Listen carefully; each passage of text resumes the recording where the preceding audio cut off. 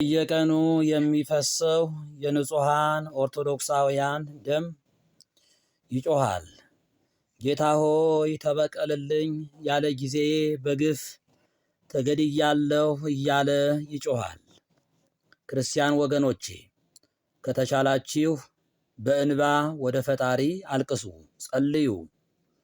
በድብቅ እንጂ በሶሻል ሚዲያ እንዲሁም በተለያየ አጋጣሚ የሚነገረው ተጨማሪ ጉዳት እንጂ መፍትሄ አላመጣም። እኛ በስውር እናልቅስ። ካህናት አባቶች በሰዓታቱ፣ በስባተ ነግሁ፣ በቅዳሴው፣ በኪዳኑ፣ በሰርከ ጸሎቱ በስውር ፈጣሪያችን እንጠይቀው። በግልጥ መልስ ይሰጠናል። በአደባባይ በሰዎች እንዲታወቅልን የምንጸልየው የምናዝነው ይበልጡን ጠላት ዲያብሎስ ተበሳጩልኝ፣ አዘኑልኝ ብሎ ይደሰታል። ስለዚህ አደራ የምንለው ልመናችን ወደ ፈጣሪ እንዲደርስ እናልቅስ ለወገኖቻችን።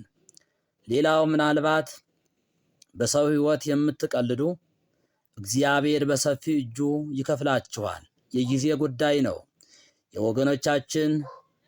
የወገኖቻችን ነፍስ በአባቶቻችን በአብርሃም፣ በይስሐቅ፣ በያዕቆብ አጠገብ አሁን በገነት ኋላም በመንግሥተ ሰማያት ያሳርፍ።